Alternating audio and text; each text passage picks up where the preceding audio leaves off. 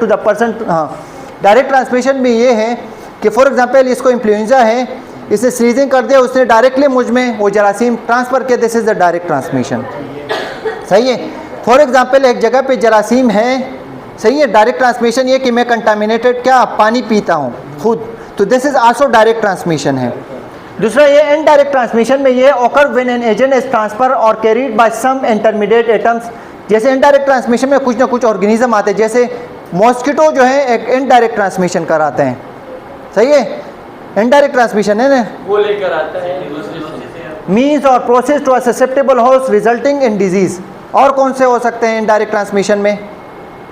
Indirect transmission में क्या है, यानी डायरेक्ट आपको ट्रांसफ़र नहीं करते पर्सन टू पर्सन, इसके लिए दूसरी जगह दूसरी चीज़ भी हो सकते हैं। यहाँ पर ये है व्हीकल्स जो हैं, ये गंदा हो, इसको आपने टच कर दे, इसकी वजह से आपने इस तरह कर दे, दिस इज़ इनडायरेक्ट ट्रांसमिशन, जरासीम इस तरह होता है। एयरबोर्न ट्रांसमिशन में हमारे पास कौन सा होता है? ऑकर्स व्हेन ड्रॉपलेट्स और dust particle carry the pathogen to the host and cause infection, this में result when person sneezes, cough और टाक्स।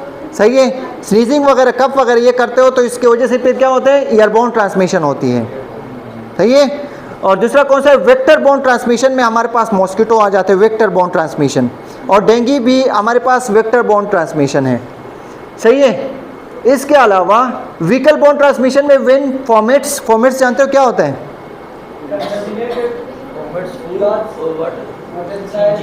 हाँ, इस तरह यूटेंसिल वगैरह कंटामिनेटेड अगर वो यूज़ करते हो, फूड और water that acts are conveyance, तो जो क्या करते हैं, जो एक्ट ऑफ ट्रांसफ़र के तौर पे काम करते हैं वो क्या करते हैं? व्हीकल बोर्न ट्रांसमिशन हम इससे कहते हैं। These are what? These are such type of modes of transmission for what? For disease.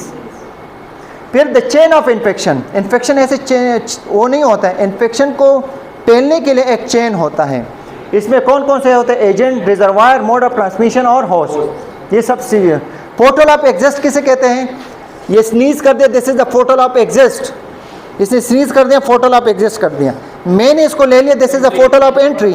तो हम इसको एक एक करते हैं। जब पोर्टल ऑफ एंट्री होगा, इस पोर्टल ऑफ एंट्री की वजह से क्या एंटर होगा? एजेंट एंटर होगा। इस एंट्री की वजह से फिर क्या होगा? I will be become host, और मैं इसको पालूंगा तो फिर क्या होगा? जरासीम फैलेगी। हाँ, तो कैसे फैलेगी? जिसकी वजह से डिजीज़ कोज होता है। आगे जाओ, हम इसमें पढ़ते हैं नेक्स्ट स्लाइड में। This is most important. हमारे पास देखो कहाँ से स्टार्ट हो जाती है? चेन ऑफ इन्फेक्शन, ये लाजमी आता है। चेन ऑफ इन्फेक्शन कैसे है? ये पूरा चेन है। सबसे पहले कौन आ जाता है? एजेंट है। जरासीम जो है वो एजेंट है, एजेंट के तौर पे काम करता है। जैसे बैक्टीरिया, वायरस और पैरासाइट्स, एमीबिक डायसेंट्री जो होती है वो भी पैरासाइट की वजह से होती है।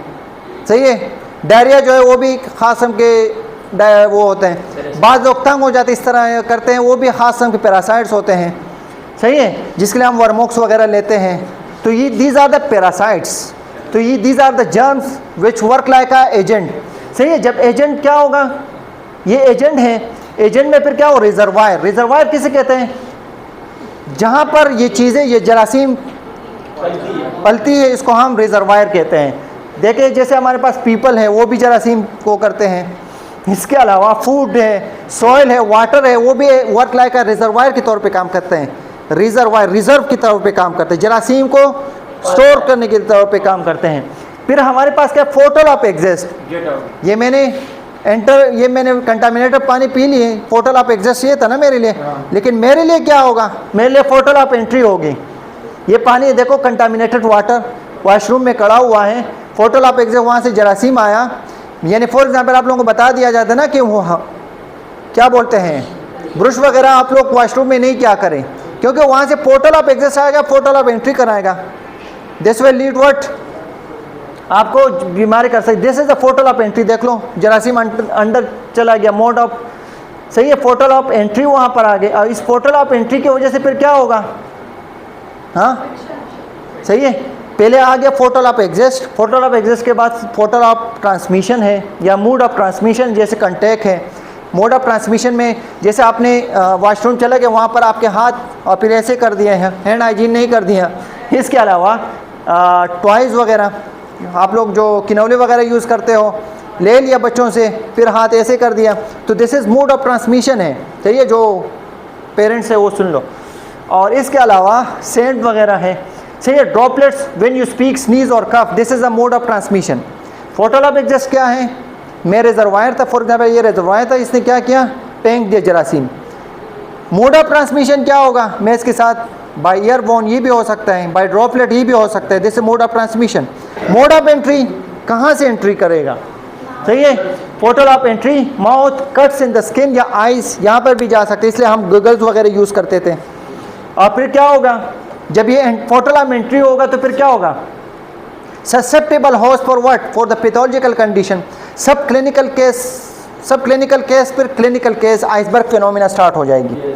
ये समझ आया? चेन ऑफ, सबसे पहले जर्म्स, दोबारा रिपीट करो, जर्म जरासीम आया, जरासीम के बाद फिर क्या हुआ? रिजर्वायर होगा। जरासीम कहाँ पर होंगे?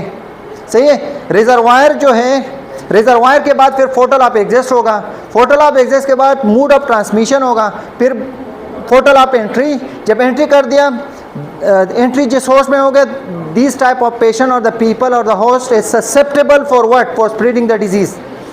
सही है, दिस इज द व्हाट?